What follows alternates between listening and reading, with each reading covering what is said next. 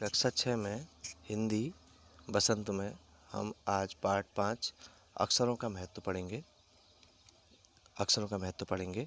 इसमें हम पहले इसके क्वेश्चन कर चुके हैं और इसमें देखिए प्रश्न 3 कह रहा है कि अक्षरों के ज्ञान से पहले मनुष्य अपनी बात को दूर दराज के इलाकों तक पहुंचाने के लिए किन किन माध्यमों का सहारा लेता था। पहले के समय जब हमारे पास अक्षर नहीं थे, लोग लिखना नहीं जानते थे, पढ़ना नहीं जानते थे, इन अक्षरों से अनजान थे, तो कैसे अपनी बातों को एक दूसरे से तक पहुंचाते होंगे।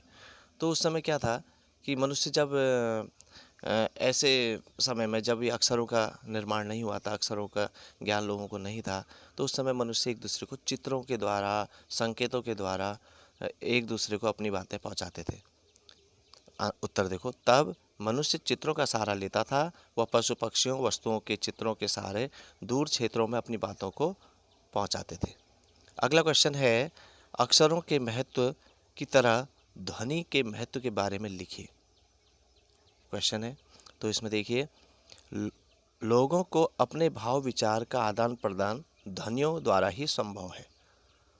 यानी अगर हम कोई भी बात कर रहे हैं तो हम ध्वनि करेंगे तो उससे क्या है, हमारी बातें एक दूसरे तक पहुँचेगी। ध्वनि के द्वारा हम कुछ संकेत देंगे, कुछ बातें कुछ कहना चाहेंगे, तो दूसरा व्यक्ति उसको देखेगा, उस भाव को समझेगा, उस ध्वनि का अर्थ को समझेगा, तो उस तक वो बात हमारी पहुँच जाएगी।